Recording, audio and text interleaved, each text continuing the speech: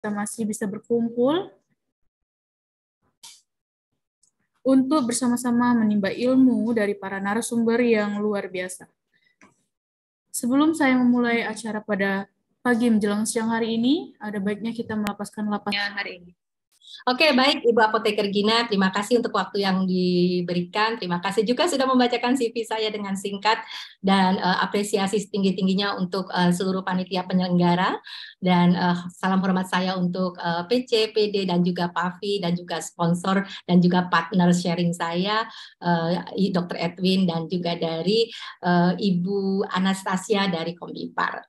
Dan tentunya teman sejawat semua yang masih setia Sabtu Minggu mengisi waktu pada saat hari libur ya, atau yang masih bekerja Sabtu tetap mengisi dengan webinar.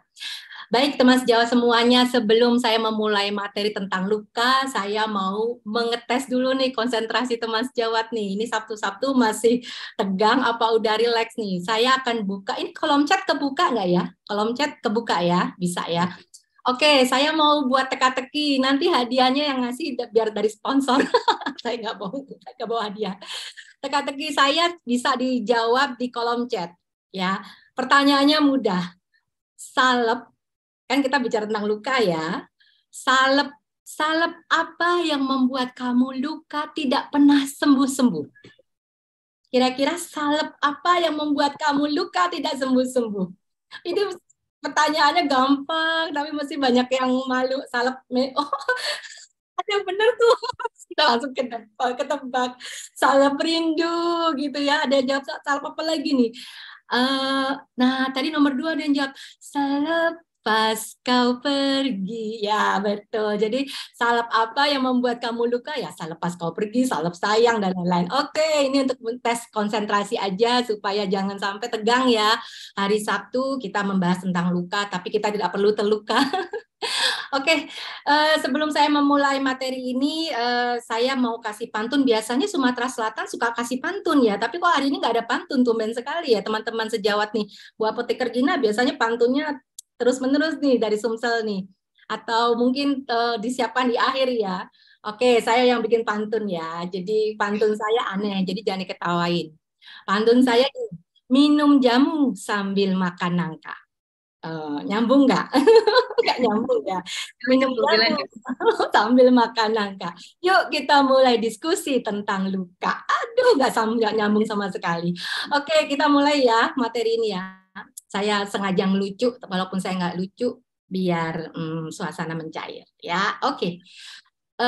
Ini slide saya pasti sudah tampak. Kita akan diskusi. Tadi saya sudah mendengar paparan dari Dr. Edwin tentang scars bekas luka dan bagaimana tata laksananya. Juga Dr. Edwin menjelaskan tentang patofisiologi kulit seperti apa gitu ya, dan kemudian hubungannya dengan bagaimana sih harus secara dini melakukan penyembuhan dari bekas luka, karena kalau kita terlambat melakukan penyembuhan atau mengobati bekas luka, apalagi pada anak-anak, tentunya ini akan menjadi apa ya, seperti kayak bekas seumur hidup gitu ya, yang tentunya akan mengurangi baik secara performan maupun juga kalau itu lukanya memang tampak sekali, itu akan mengganggu secara psikologis.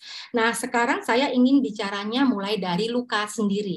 Jadi saya ingin menyampaikan dari luka, tata laksana luka, dan kemudian nanti baru kita masuk ke bekas luka. Ya, mungkin teman-teman juga sudah sering sekali dalam praktek sehari-hari menangani pemberian obat-obatan untuk swamedikasi, bagaimana pasien datang mencari obat untuk mengobati lukanya, atau mungkin mencari obat untuk mengobati bekas lukanya. Apa sih yang perlu dilakukan oleh teman-teman pada saat teman-teman melakukan swamedikasi terkait luka maupun bekas luka, atau membantu edukasi atau informasi kepada pasien yang bingung memilih sebenarnya saya butuhnya obat apa ya gitu ya. Kapan saya harus menggunakan obat bekas luka? Apakah ketika luka itu menghilangkan untuk bekas luka ya? Apakah ketika luka itu terjadi 3 hari, 4 hari, 5 hari, atau seminggu? Atau ketika sudah setahun baru dikasih obat bekas luka? Nah, ini juga pertanyaan yang sering ditanyakan oleh pasien. Oke, nah, jadi ini hari ini kita akan bicara luka, mekanisme dan efeknya, kemudian tata laksananya, baru kita masuk ke bekas luka, terus kemudian peranan kita sebagai tenaga kefarmasian. Slide pertama, tentunya teman-teman tahu kalau kita bicara definisi luka adalah sesuatu yang tentunya membuat kulit kita menjadi rusak. Entah itu dirusak dalam kecil atau hanya bagian mukosanya atau bahkan sampai menimbulkan kecacatan atau organ lain. Jadi luka itu gangguan pada kulit yang sifatnya kelihatan, dapat diidentifikasi dan dapat menimbulkan cedera. Nah, efek dari luka sendiri, kalau teman-teman lihat secara garis besarnya, tentunya kalau kita terluka ya, misalnya contoh pada saat kaki kita gitu ya, kaki kita ternyata tertusuk duri gitu ya, ketusuk duri. Maka apa yang terjadi dengan kaki kita yang tertusuk duri? Akibatnya adalah kita mungkin tidak bisa pakai sepatu gitu ya, atau kita jalannya pincang, atau kita perlu alat bantu. Jadi hilangnya fungsi sebagian dari organ. Dan kalau luka itu dibiarkan, maka yang terjadi apa? Bisa jadi tidak hanya luka yang menimbulkan fungsinya terganggu, tetapi juga menimbulkan infeksi berikutnya atau menimbulkan potensi terjadinya kontaminasi dari bakteri. Dan yang pasti tentunya jalannya yang tadinya jalannya lurus gitu ya, sekarang jalan jadi pincang-pincang atau jalannya kaki satu atau mungkin nggak kerja karena tadi ada gangguan dari aktivitas. Dan juga mungkin timbul respon secara psikologis gitu ya, rasanya nyeri, jadi bawaannya tadinya oke, ceria, tapi gara-gara kakinya ketusuk duri gitu ya, jadi bawaannya tuh sakit, cenut gitu ya, rasanya panas atau stres gitu. Dan kalau didiamkan, tidak hanya kontaminasi bakteri, bisa jadi akibatnya jadi nekrosis atau kematian sel. Bahkan yang paling parah adalah mungkin terjadi amputasi. Bisa saja pada pasien-pasien diabetes yang kakinya memang harusnya luka itu dicegah, tapi karena mungkin ketusuk apa tadi paku, akhirnya kemudian mau tidak mau diamputasi dan akhirnya menjadi secara keseluruhan penampilan menjadi tidak baik. Jadi luka itu nggak sepele, apalagi luka yang memang terjadi pada anak-anak ya, yang seharusnya kita bisa jaga mereka sehingga kita bisa membuat masa depan mereka lebih lebih bersinar lah ya, tanpa adanya cacat gitu ya. Nah, kalau dilihat jenis luka ya ada banyak ya, tapi yang di sini yang paling sering terjadi yaitu misalnya luka insisi akibat misalnya terputusnya jaringan gitu, atau luka pada saat operasi, luka sayat, luka memar, luka tertusuk, luka karena robek, luka karena bakar. Jadi banyak sekali jenis luka, dan setiap jenis luka ini memiliki pilihan terapi yang berbeda-beda. Misalnya contoh pada luka bakar. Ketika ada luka bakar, tentunya teman-teman sejauh sudah tahu kalau kita harus menggunakan dressingnya seperti apa gitu ya, yang bisa menyedot eksudat, yang bisa menahan supaya tidak menimbulkan infeksi lebih, atau yang menimbulkan bisa menekan kompresi supaya nanti tidak ada nyeri pada saat terjadi pergerakan. Jadi masing-masing luka tentunya tata laksananya berbeda ya, dibandingkan kalau kita melihat tata laksana secara umum pada luka yang ringan. Nah, tadi juga saya sudah lihat Dr. Edwin menyampaikan dengan sangat baik sekali, penyembuhan luka itu sangat tergantung dari berbagai faktor. Antara lain ya tentu respon dari tubuh ya, di mana tubuh itu juga memiliki respon yang sangat alami ketika terjadi luka, dia pasti akan meningkatkan imunitasnya, memproduksi sel sel leukositnya, kemudian dia membuat perlawanan dengan cara apa? Menimbulkan inflamasi dan lain-lain. Itu adalah satu proses di mana itu membuat pertahanan. Tetapi inflamasi yang terus-menerus berkelanjutan dan tidak ditangani dengan baik, apalagi sampai lukanya itu sudah sembuh dan terus berjalan, nah ini tentunya akan menimbulkan cacat gitu ya. Dan apalagi juga nutrisi, kadang-kadang Bapak Ibu orang tuanya itu suka lupa yang diobati itu lukanya, padahal untuk mengobati luka itu kan secara eksternal ya, padahal di dalam tubuh sendiri untuk meningkatkan imunitas itu butuh sekali banyak bahan baku ya, seperti meningkatkan sel T-nya, leukositnya, tentunya butuh protein, makronutrien, mikronutrien, vitamin C untuk meningkatkan kolagen dan lain-lain. Jadi jangan hanya kita bicara terkait dengan lukanya, tapi bagaimana nutrisinya dan pemilihan pengobatannya. Pemilihan pengobatan sendiri juga kadang-kadang kalau kita lihat pada pasien-pasien anak yang luka, orang tua tuh hanya fokus pada pengobatan lukanya. Jarang sekali orang tua fokus pada pengobatan bekas lukanya. Ya, jadi kalau lukanya udah sembuh, udah mengering ya udah gitu, tanggung jawab selesai. Padahal anak-anak tahu sendiri ya, kalau lukanya udah mulai mengering kan biasanya tuh di pinggiran tuh udah mulai gatel ya, dia garuk itu. lukanya. Maka yang terjadi apanya tadi dengan garukan itu bisa jadi membuat lukanya menjadi kembali memerah atau kembali terbuka dan kemudian terjadi infeksi, dan tentunya bekas lukanya itu yang tidak dapat diobati apabila terlambat. Jadi ada masa di mana kita harus masuk salep bekas luka pada masa kemana nih? Apakah pada minggu pertama, minggu kedua, minggu ketiga? Nanti kita akan bahas di slide berikutnya ya. Kemudian dan lain-lain, bagaimana penanganan luka, kemudian timbulnya jaringan pelindung dan lain-lain ya. Jadi ini teman-teman harus pahami bahwa prinsip penyembuhan luka tidak hanya memberikan cairan antiseptik, tidak hanya memberikan obat-obatan yang bisa menangani luka, tetapi juga harus diperhatikan seluruh faktor termasuk nutrisi, kemudian juga bagaimana bekas luka itu ditangani dengan baik. Nah, kalau tadi juga saya lihat Dr. Edwin juga sudah menjelaskan dengan sangat baik. Nah, ini saya hanya menyingkat saja ya, di mana kalau kita lihat luka itu pasti di hari pertama sampai hari keempat ketika terjadinya luka pasti ada proses yang disebut dengan hemostasis atau fagositosis, di mana timbul respon dari tubuh untuk menghentikan pendarahan. Ya, di hemostasis fagositosis adalah respon dari tubuh untuk menghentikan pendarahan. Sebentar.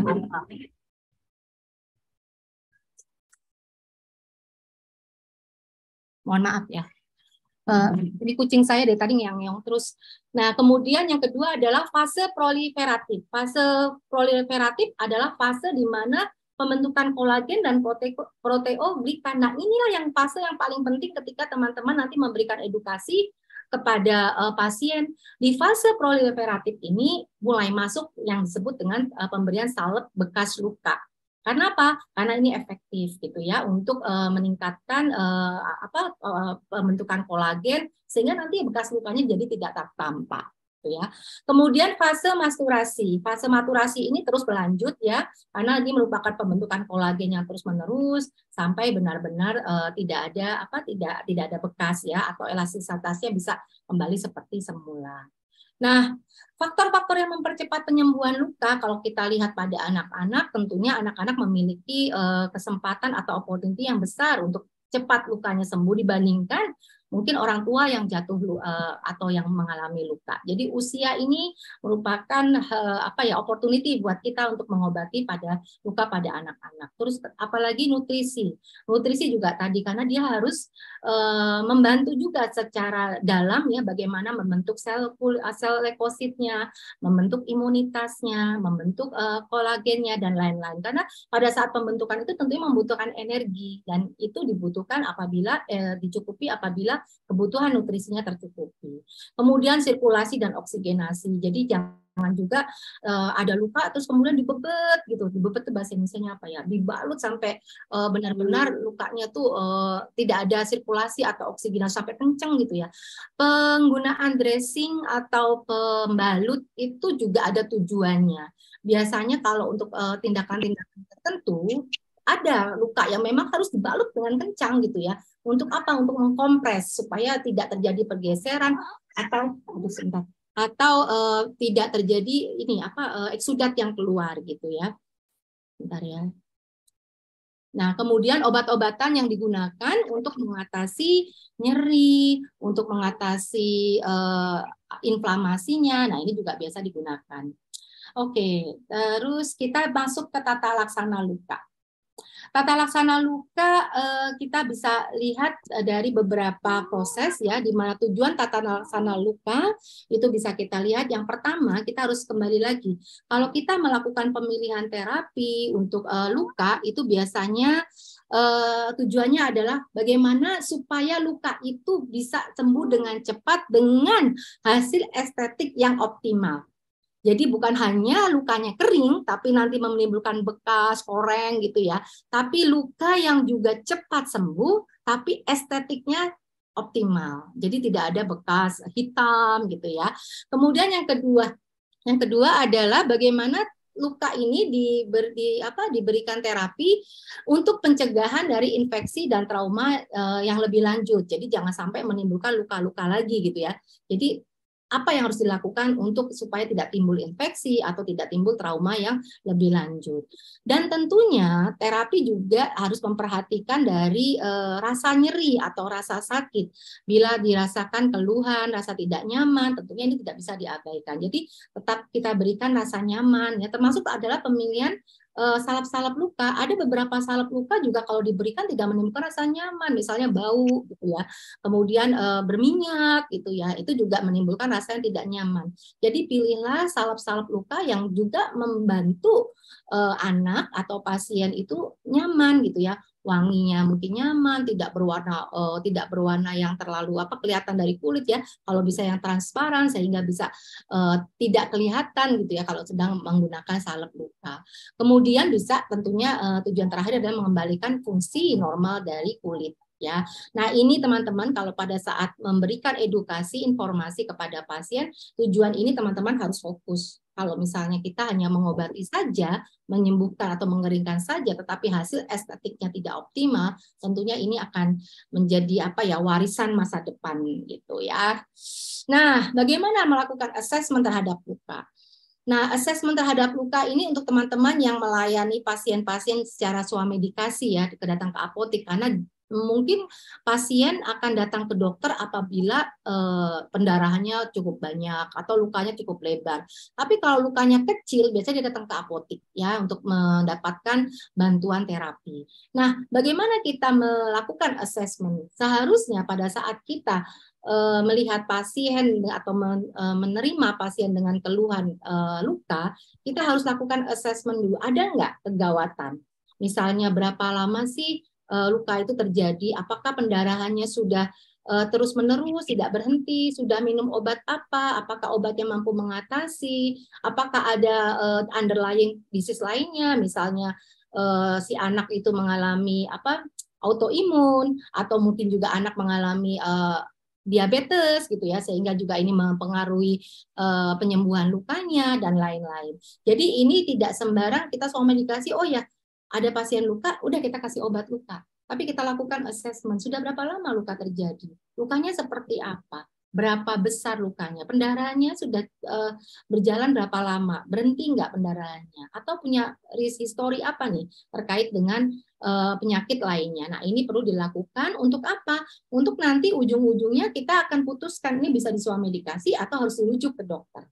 Ya, jadi walaupun kesannya kayaknya ringan luka, tapi penanganan yang tidak tepat akan membuat anak itu menjadi dalam tanda kutip berbahaya. Ya, jadi asesmen pada anak yang terluka tentu teman-teman harus cek kembali riwayat lukanya. Tadi seperti yang tadi saya sampaikan, durasinya berapa lama, terus kemudian sudah tindakannya sudah apa, keluhannya yang dirasakan seperti apa. Jangan-jangan ada demam tinggi gitu ya, sehingga membutuhkan pemeriksaan lebih lanjut atau menimbulkan rewel gitu ya, rewel yang akhirnya kalau rewel kan mau tidak mau anaknya jadi terganggu tidurnya sehingga daya tahan tubuhnya menjadi tidak optimal. Nah, ini juga perlu dicek.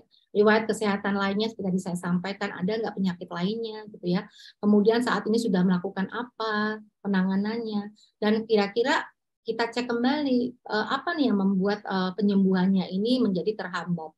Apakah mungkin anaknya emang nggak bisa diem gitu ya, atau lukanya itu pada area di mana memang organ itu adalah dipakai terus-menerus. Misalnya contoh lukanya pada jari gitu, pada tangan gitu, pada anaknya sekolah dan lain-lain.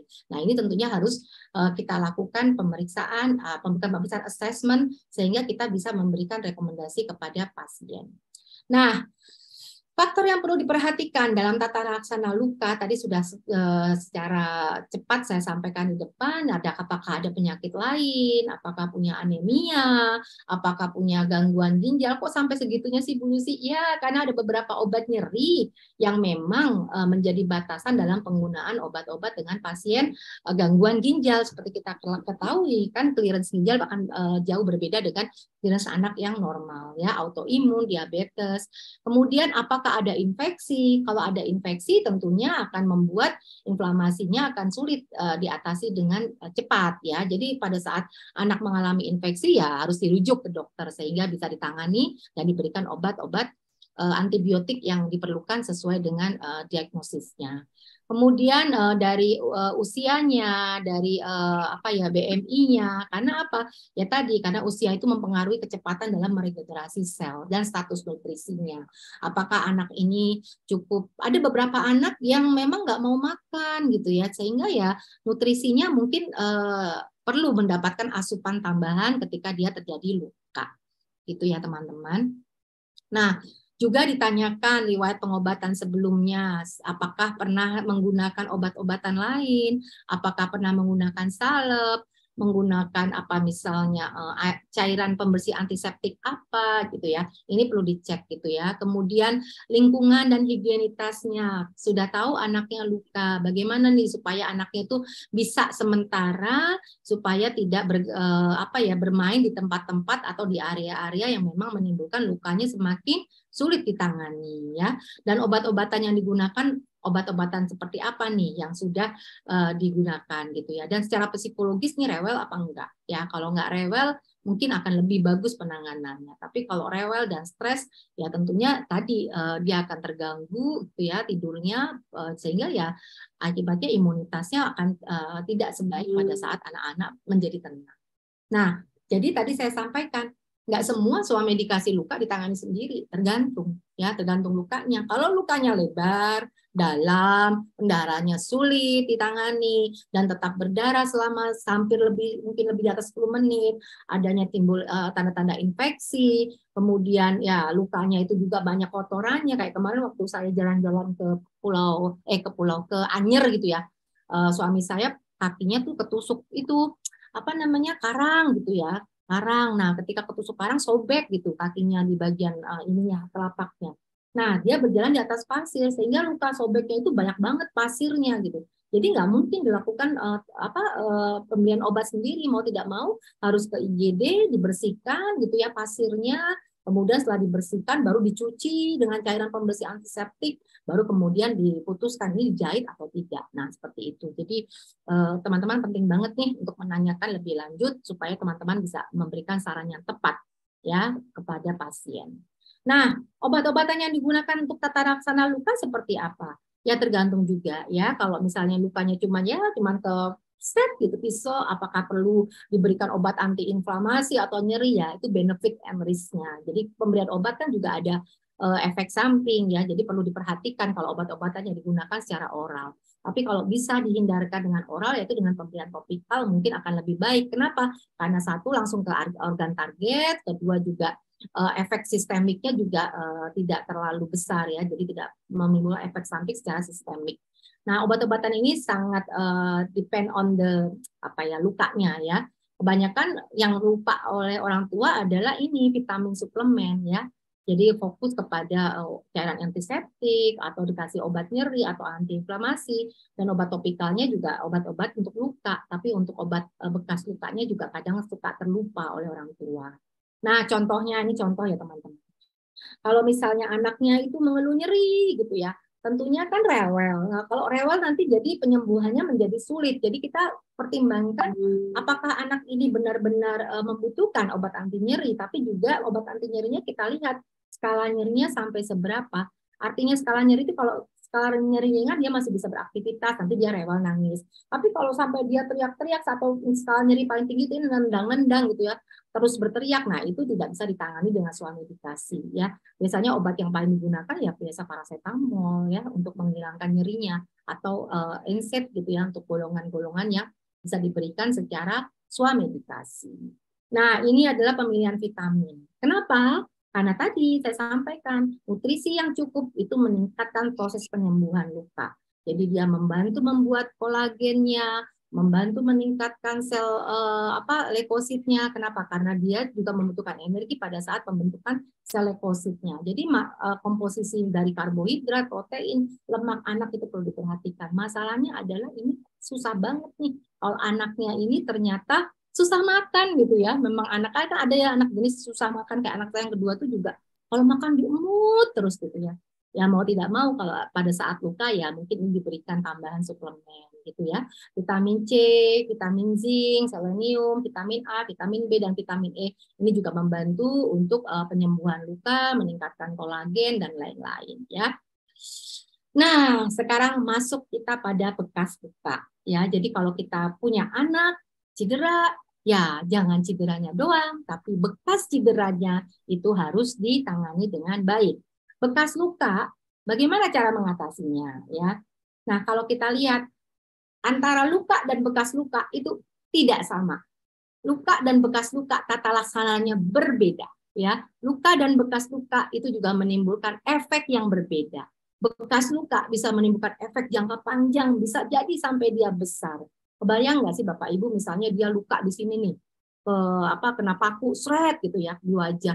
Cantik wajahnya kayak porselin, masih kecil, tapi tiba-tiba orang tuanya tidak menangani dengan baik, sehingga akhirnya bekas lukanya itu seperti sayatan di wajah.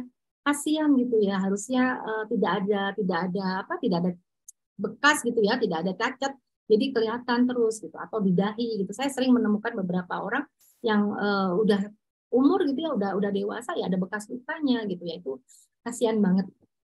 Nah, bekas luka tentunya kalau kita lihat dari tadi patofisiologi dan etiologinya itu kan berbeda ya dengan luka.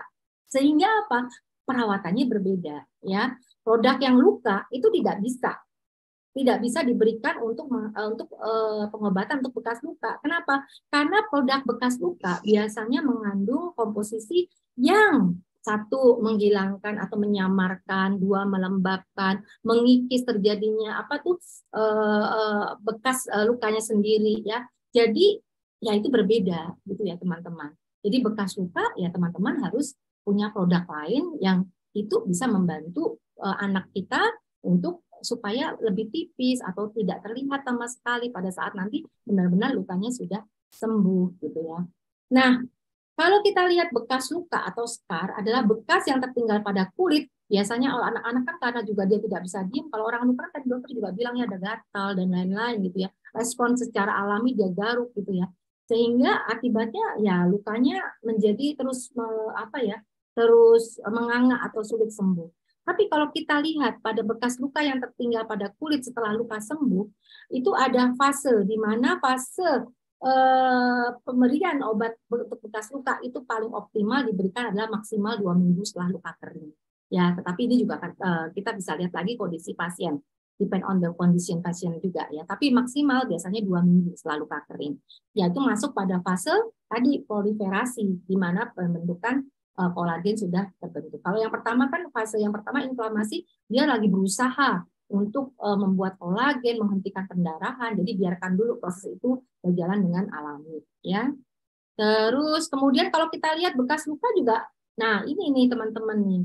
Kalau kita lihat kita diemin kan sayang ya. Kalau nanti anak kita ada keloid, ada hipertropik, ada atropik, itu kan kasihan gitu ya. Kalau nggak berbekas sih nggak apa-apa. Kayak saya nih, saya kan sesar nih, tapi ya karena saya menggunakan produk bekas luka, waktu itu juga saya pakai Mederma, jadi bekas luka saya bagus gitu ya, sesar, jadi kayak masih perawan gitu ya, bagus. Dan pemberiannya tepat. Nah itu untuk ibu-ibu yang hamil juga coba diperhatikan kalau sesar gitu ya, jangan karena di perut nggak kelihatan, tapi kan dilihat suaminya gitu ya, jadi harus tampil cakep ya di dalam juga. Nah, bekas luka wajib dirawat dengan produk untuk bekas luka. Tadi saya sudah sampaikan. Segera setelah kering sebelum terlambat. Ya, bekas luka yang terlambat maka akan menimbulkan bekas menebal dan menghitam. Ya, menebal dan menghitam seperti ini nih teman-teman nih. Ya, kalau kita lihat anak-anak banyak kan yang jatuh gitu ya. Jadi sisanya jadi kayak gini nih. Bayangin kalau kita kan nggak tahu ya masa depan mereka jadi apa. Suatu ketika ternyata dia jadi penyiar televisi gitu ya, seragamnya dia harus pakai istilahnya pakai pakaian yang dimana bekas lukanya itu kelihatan, kan kasihan gitu ya. Jadi ini tergantung ibu-ibu bapak-bapak deh, atau apoteker atau TTK nih yang membantu pasien menangani seperti ini. Nah, tapi kalau kita lihat bekas luka itu kan obatnya produknya banyak banget. Tentunya harus ada pertimbangan. Milih produk yang mana nih? Ya, teman-teman bisa lihat. Satu, pertama ya tentunya produknya berizin atau beredar, memiliki izin edar. Kedua, memiliki nama pabrik yang sudah familiar lah, di mana pabrik yang besar tuh biasanya TPOB-nya itu juga cukup terjamin gitu ya. Jadi jangan milih yang murah, apalagi MLM gitu ya, yang nggak jelas. Terus kemudian dilihat kontennya. Nah, kontennya itu teman-teman harus lihat ya, mengandung apa nih? Paling tidak kontennya atau komposisinya harus mengandung satu, dia mampu mengikis sel kulit mati, dia mampu merangsang sel kulit baru, dia mampu mempercepat regenerasi kulit, dia mampu melembabkan kulit karena kalau kering gatel ya, mampu juga nyaman dan juga sudah ada ujinya. Jadi kalau nggak ada ujinya, siapa yang bilang itu efektif atau nggak efektif? Jadi jangan percaya. Kalau orang bilang ini bagus, mana bukti evidence base-nya? Kalau nggak bagus, kalau bagus kan ada buktinya. Kalau nggak bagus ya, kalau nggak ada bukti evidence-nya, berarti ya nggak siapa yang mau percaya gitu ya. Nah, salah satunya saya diskusi hari ini karena hari ini adalah diskusinya tentang Mederma ya. Jadi saya ambil nih cek nih untuk evidence base-nya. Nah, di evidence base-nya ada nggak nih mengatakan bahwa ekstrak union, kemudian tambahannya adalah dengan tambahan yang lain-lainnya itu memiliki evidence base yang cukup baik. Nah, ternyata ada teman-teman pada penelitian dilakukan pada scar atau bekas luka akibat operasi torak ya. Ini ada mengandung allantoin dan onion extract 10%, dia mampu loh mengatasi bekas operasi torak. Ya, jadi kalau untuk bekas luka anak mungkin lebih mudah ya. Jadi evidence base-nya ada. Nah, tadi saya lihat juga slide-nya dokter ya. Jadi tadi saya menyampaikan kepada teman-teman cek kembali komposisi dari produknya ya, dari pabriknya, izin edarnya, komposisinya. Nah, komposisi itu kemudian kita cek. Kalau teman-teman panggil di internet ya, produk Union gitu ya, itu banyak banget penelitian Indonesia maupun luar negeri ya. Ekstrak bawang dulu juga waktu masih kecil di Jawa juga nenek saya juga kadang suka ngasih ini gitu ya. Nah, kalau kita lihat fungsinya untuk apa? Satu, tadi seperti yang saya sampaikan, kalau kita bicara bekas luka berarti dia harus menghentikan pembentukan bekas luka. Kedua, dia harus mengurangi rasa gatal supaya tidak digaruk. Ketiga, dia harus memperbaiki penampilan. Nah, kalau ekstrak ini ada fungsinya seperti ini, berarti dia memenuhi syarat. Nah, ini bukti penelitian. Nah, apalagi tadi allantoin. Fungsinya apa? Berarti kalau kita bicara bekas luka, dia harus mampu mengikis sel kulit mati. Dia harus bisa merangsang sel kulit baru. Dia bisa juga melembabkan kulit supaya kulit menjadi nyaman dan enak gitu ya, tidak gatal karena kering, dan dia juga aman digunakan, tidak menimbulkan alergi. Nah, ini hasil penelitian juga ada ya, teman-teman bisa lihat. Nah, sekarang sampailah saya di dua slide terakhir saya. Peran tenaga kefarmasian itu apa? Nah, kalau peran tenaga kefarmasian tentunya ada dua, clinical, technical, manajemen, clinical pharmacy. Technical artinya teman-teman tidak bisa melepaskan peranan kita untuk order, seleksi, pengadaan, menyimpan produk dengan benar, mendistribusikan kepada pasien dengan baik ya. Kemudian juga menjaga supaya produknya itu tetap memiliki stabilitas dan tidak expired date ya. Pengadaan itu juga kayaknya mudah, tapi juga karena banyak produk, tentunya teman-teman harus perhatikan. Tadi pengadaannya berdasarkan tadi sumber yang resmi dan memiliki evidence base ya. Kemudian clinical. Clinical ini penting banget karena tadi banyak sekali orang tua yang kadang-kadang cuma fokus pada lukanya, tidak pada bekas lukanya. Jadi berikan informasi, edukasi bagaimana luka ini diobati, tidak hanya luka tapi sampai bekas luka, bagaimana memilihnya, bagaimana saat menggunakannya, dan bagaimana melihat efek dari obat tersebut ya.